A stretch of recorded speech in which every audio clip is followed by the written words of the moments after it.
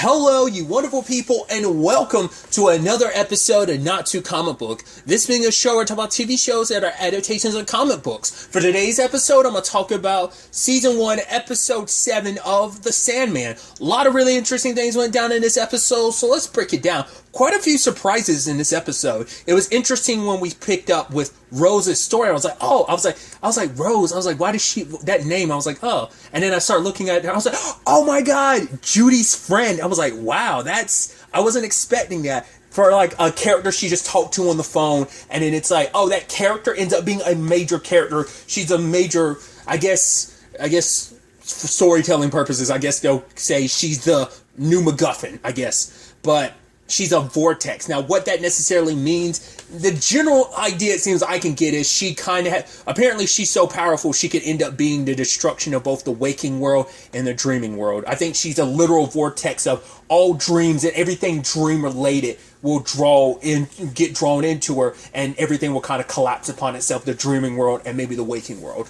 Maybe that's how that works. Either way, Dream is looking into her, and so is Lucien, because whispers were going around as Lucien was doing a census of the dreaming, found out about Rose, and now they're sending Matthew to be the one to keep an eye on her, because basically you have to look out for her dream world to reflect her waking world, because I guess maybe that's supposed to be representative of if her dream world reflects the waking world, it means both realities are clashing together, that she's borderline pushing both realities and worlds into each other. That's my thought process behind it. But Rose, I mean, we got her backstory, which is kind of heartbreaking, and we don't know the context behind it, but obviously, like, her and her, like, there was kind of a split custody thing that was going on, joint custody rather, but Rose had to leave with her mom Miranda, and her brother Jed had to stay with their dad, and he wasn't going to budge on it. And Rose is like, no, I'm going to talk to him, but it's like her mom was like, he's not in a listening mood right now.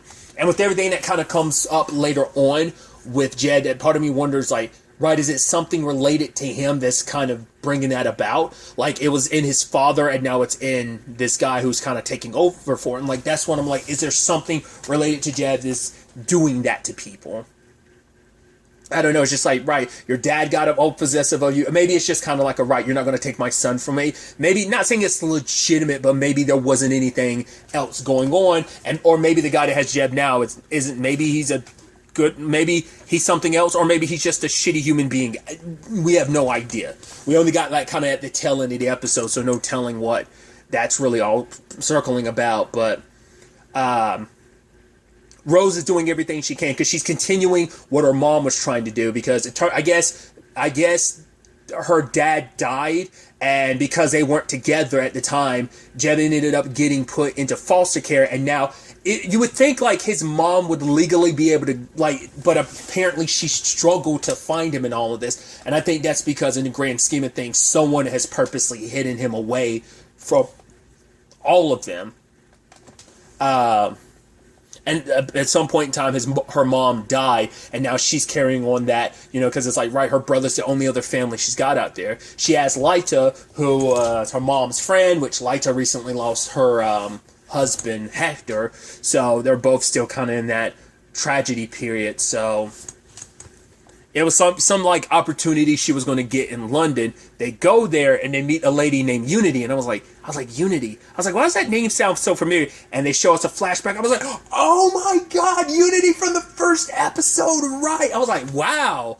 I mean, I figured things would be connected. Sure. Once again, I guess in my head I was thinking like, right, there'd be no like connections like this, like, yeah, there'll be certain through lines and stuff that would tie back to Dream, which just technically does, but it turns out she was asleep the entire time, and she didn't wake up until 8 months ago, but while she was in a coma, while she was asleep, she had a baby, which are like, well, you were a kid when you went to sleep, so how did, they kind of glossed over that. I'm like, wait, how'd you have a kid? You're basically in a coma, how did that happen?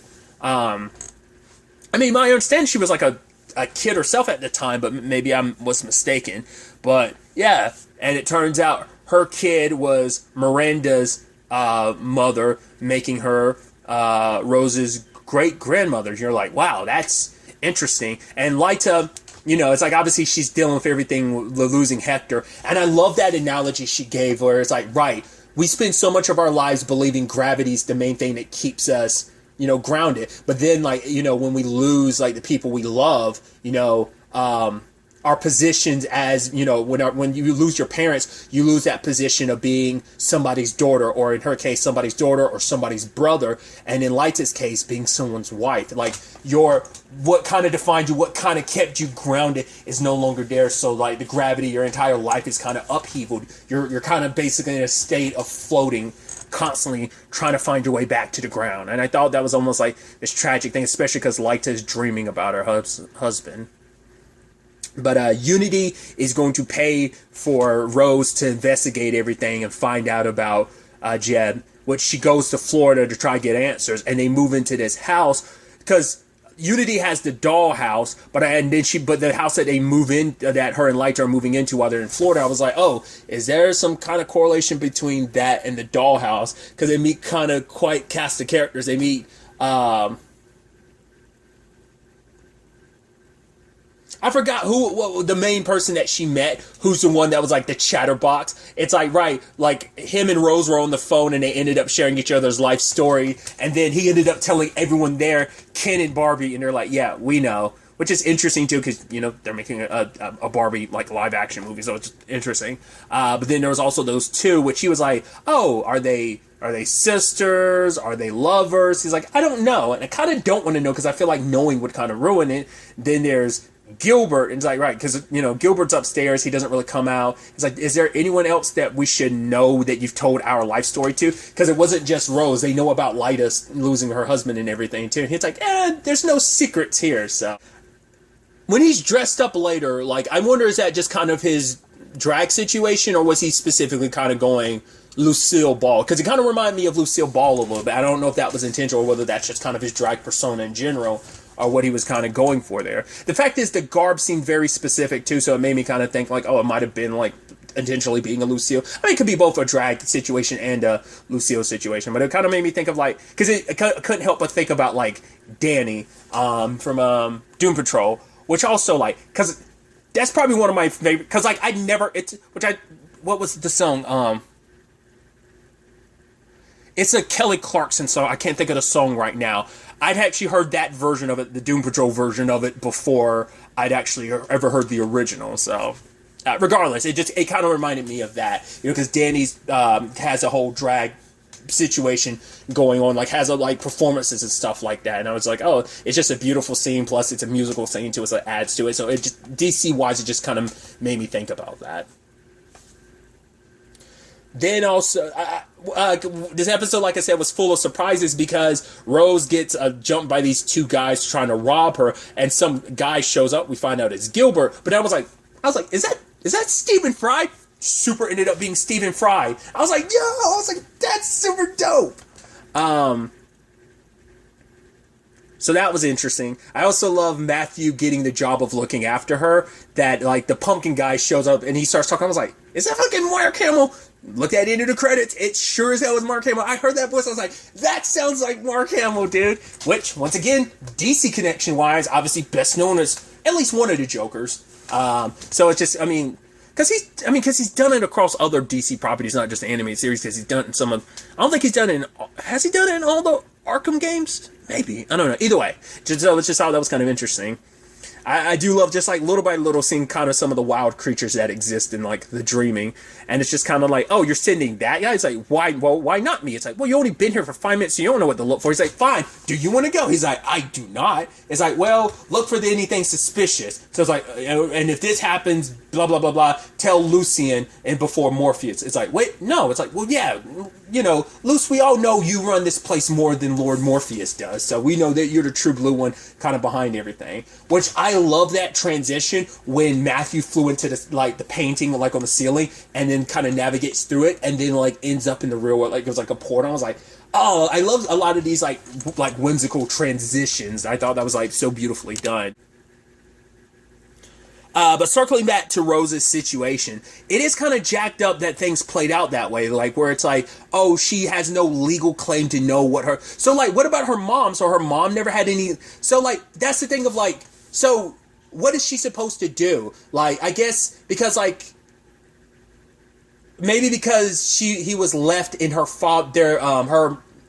Rose's father's custody, and maybe he died because of that. Technically, the mom doesn't have any legal custody. Like, it just seems weird, because it's like, right, your blood, your family, so it seems like that shouldn't be an issue. Like, because her mom still had to, like, go through a lot to try and find him with no luck. And now Rose is in the position to be like, hey, I want to know about my brother. And the lady's like, yeah, but we can't legally let you know that. But she's like, it's my brother. Like, shouldn't she have legal claim as, like, a guardian or something? Especially, it's not like she's a kid. She is 21, so she is an adult. So you would think. But the lady's trying to be like, right, so what are you going to say to your brother? It's like, I just want to make sure he's okay. And what if you're going to do when he says, like, oh, I don't want to live here. I want to live with you. You're a 21-year-old. Do you have a job? Do you have health care? Can you honestly take care of a 12-year-old? And it's like, no, she can't. Granted, she just found out about her great-grandmother, so that kind of helps in that regard, especially because she is trying to pay, and she's going to pay for all the expenses. She wants to meet her great-grandson. I was surprised Lyda didn't say anything, well, like, right, she's not in this alone. Because she did, end up, her and her husband did kind of adopt Rose, but I think for her, it's like, right, there's a lot there, and maybe she doesn't have any legal grounds to be like, right, we're in this together. Like, maybe that's just not enough to really help regardless, so maybe that's why Lyta didn't feel the need to say anything. Because I guess it's like, right, she's barely keeping herself and Rose above ground. Like, how do I handle adding in Jed as well, too? So, is it Jed or Jeb? Either way. Kind of a messed up situation all around. But the lady's like, hey, the fact is, the people are getting paid $800 or whatever, and he's being taken care of. He's good. It's like, oh, these people are friends of your dad's or something like that who ended up adopting your brother. But I'm also like, yeah, but there are insurance fraud situations with foster situations like that where people will just adopt kids just for the check. So I'm also like, are you really checking in? And even when you're checking in, are you doing extensive check-ins? Just because they're family friends don't mean jack squat. Because obviously for like the purposes of not telling you who they are, you can't know like, oh, who are these people? So, but as we got that ending though, it seems like the person that, because I don't know, because it's like, right, he's like, oh, this person is the aunt and uncle. I'm assuming that's the people, the family friends that adopted them. But the way the dad's acting, like I said, I don't know if there's something related to him that's drawing that out to them. Because ultimately, Lucien and Dream looked into it. Like, the fact of the matter is that he can't be found in the waking world, but he also can't be found in the dreaming. It's like, no, it doesn't make any sense. Because Dream says humans spend a third of their life in the dream realm. And it's like, how can any being escape his purview, escape their sight? And so it also ties back into 3 of their arcana are gone. It's Gaunt, who's the shapeshifter, the Corinthian, and another one that's always been kind of like loyal. So I'm assuming this has something to do with, well, it has to do with the, what was it, the thing again I said at first? It was like the Galut or something like that, the shapeshifter. Apparently she has the power to like sever people. It takes someone powerful and knowledgeable to sever someone from the dreaming world. So it has to be her, but it's like, but for what reason? It's like, well, he is the brother to a vortex, so maybe it's a means to an end. Like, maybe there is something special about him because he is a brother to a vortex. I actually skipped over it, but we got we got to see get another scene with Desire, and it turns out yes. So gets an answer because I was still 100. I felt like it was like Desire and Despair were the twins, but based on the conversation from last episode, but I wasn't 100% sure. This episode clarified it, so it seems like they're kind of in. I guess they are kind of in this together. Despair and Desire makes sense. You're the twin, so you're kind of a package deal in that regard. But Desire's big issue is like, right, he's always been hoity, like, oh, Dream's always been hoity-toity, thinking he's better than us, thinking his kingdom is better than us. It's like, right, I want to put him in his place. And Despair's like, do you really think this will make him change? And I love that line where Desire is like, right, he thinks like dreams are the bee's knees just because he is like, right, dreams are born from us, Desire and Despair. Like, dreams wouldn't exist without us. We're kind of the first, we're the beginning of that. Like, because I guess for them, it's like, yo, Dream acts as if the dreams and his power over the dream world and everything makes his kingdom so much better and makes it so much more important than the rest of our realms. And also, like, Despair has that thing where she's taking that hook into her skin. I was like, ugh. But I guess, like, maybe, like, kind of like that pleasure is pain thing, like, for Despair, like, it seemed like that probably would be your thing, like, hurting yourself just to feel something. Maybe you feel nothing at all. But I thought that was interesting.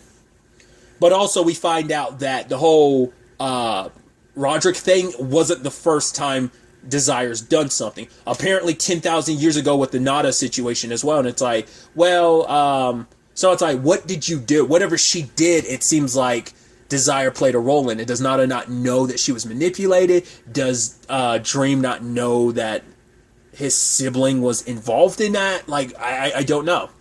Also, I think there's also a clarification for something I was getting wrong in a previous episode. I think there are 7 of them. Because in Desire's room, they have like 7 little mantles, each with like a representation of one of the siblings. And there's one that's empty because Despair is like, wait, did he come back? It's like, oh, him? Nah, our brother's still missing. So I'm assuming, because I thought Prodigal was Destiny. I mean, maybe it could still be, but it seemed like there was an empty slot. And there was like kind of like a symbol on the wall. It's kind of like that circle with a cross below it, which I kind of always, for whatever reason, associate with like Dr. Fate. I don't, because I think it's a symbol that I always do, but it's probably pulled from something like religion. But I don't know if that's like, if that symbol was necessarily like if that was Destiny's and Prodigal. Maybe like Prodigal isn't their name, but maybe they do have a D name as well. Or maybe I'm miscounting again. God, I'm never going to get this right until we get like all the siblings in the same room before I can clear that up. Because I could have sworn there were 7 mantles, but maybe there was 6 and I was just miscounting. Either way, I feel kind of crazy that I just can never keep that straight in my head. What's what and who's who to some extent. But it's so interesting that Despair and Desire are the ones that... I mean, maybe this also plays into her personality, being like, yeah, it's not going to work. It's, just like any other plans didn't work. This isn't going to be enough to, like, change our brother or whatever. So she's kind of like the pessimist to some extent, which kind of goes with Despair. Which are, like, now sitting here thinking about Despair as its entity, I'm almost kind of like, just all this talk about Despair just makes me think of, like, Danganronpa, So, either way.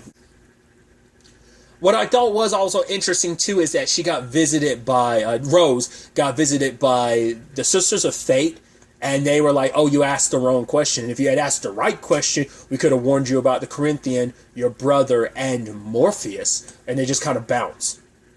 Because you're like, okay. So she didn't summon you guys, but I guess as a vortex and maybe their correlation and connection to the grand scheme of everything, maybe they were naturally drawn to her. Talking in riddles again and again, so that's interesting. Other than that, we do have the Corinthian. He is closing in on Rose. He just hooks up with Carl, her house sitter. Luckily, Carl didn't... Probably would have been an issue if Carl had taken those sunglasses off of the Corinthian, and it probably would have been like, well, you've seen that, now I got no choice. I think if he hadn't seen that notice about, like, oh, there's a copycat, then he probably would have done that to Carl. But he was having fun, so maybe he was like, yeah, I got what I wanted, I'm not going to kill you. Make sure, he's like, has no other way to get in contact with Rose, so he's probably like, stay alive for now. If you contact Rose, tell her I'm looking for her. I'm going to offer her a job. I recently left my old boss behind, and I went independent. And with her help, I can run my previous employer out of business. It's kind of like the whole perspective he kind of puts out there, which is a very eloquent metaphor / antidote to describe what he's really up to without going into details about what he's really up to. But I thought it was so interesting when we met that trio who were like, oh yeah, they were talking about the Corinthian and they're looking for a special guest, the family man. I'm like, what the hell is this all about? And then they start talking about getting the Corinthians' attention. It's like, oh, the Corinthian must be like, this must be the new Corinthian because they believe it's, you know, a title being passed down from person to person. And I was like, wait, are you guys serial killers? But they go like, oh, because the moment the guy was like, oh, do you, how old do you think he is? 16, 17? Too young for you. And he's like, or like too old for you or something like that. And I was like, that's creepy. So I'm like, oh, you motherfuckers are serial killers, but they're using the words collectors, and they basically wanted they're basically giving basically a convention gathering of serial killers, not serial killer enthusiasts because it's like, oh, they like crime drama and true crime. It's like, no, we're literally gathering serial killers, and they're wanting the Corinthian there. So one of them, her idea was, hey, why don't we do a copycat situation to bring out the Corinthian? It works because not only one of them does it, but the other two as well. And he's like, oh, so why shouldn't I kill you? It's like, well, we want you to be our special guest, like you being honored, like the Corinthian like paved the way. So he's like, oh, he's almost like, there's almost this beauty to it where he's like, oh, being honored, like I paved the way in some dream sense to all of you. You guys are all my children. Because it's like, oh, he's like the new Corinthian. She's like, what? You don't look 130. He's like, well, thank you. But it's like, yeah, I got a special someone. He's like, yeah, they call her the Vortex, and she'll be able to kind of make these dreams come true in a way you wouldn't believe, kind of add more power to them. So obviously the Corinthian had to find another means of going after Morpheus, taking down his, once again, his former master. So that's an interesting development on that front. So they don't, obviously, they're just regular serial killers, so they have no idea what the Corinthian really is, him being a nightmare. But we also have Rose managing to find herself into not only just the dream realm, the dreaming world, but she found herself specifically in front of Lucian and Morpheus, because they're like, right, oh, you know about my brother? I'm Rose Walker. What do you guys know? And it's like, huh. Maybe that's just her powers of the Vortex bringing her directly to... Because he's supposed to not, as the Lord of Dreams, I guess just any of them in particular, none of them are supposed to be able to directly intervene with her. I mean, he also didn't want to leave his realm with everything going on, but I think also he's like limited in not directly confronting. But I guess it's like, right, he didn't seek her out. She kind of came to him directly, so maybe that's kind of an exception to the rule. But understanding what how this whole Vortex thing, like what she really is, what the correlation is, what the connection is, what her brother's circumstances are, like what's going on there, why is she responsible for doing this? Is she that maybe she's the father, like maybe she killed the father and is shape-shifting and pretending to be him? Maybe that's what that's all about, because they made a point to also point out that she is a shapeshifter. So what that ends up, where all this ends up taking us going forward into the next episode is definitely going to be interesting. But really, that's all I'm going to talk about. Till the next time we meet, be happy, be safe, live life to the fullest, and enjoy it. Good day, and goodbye.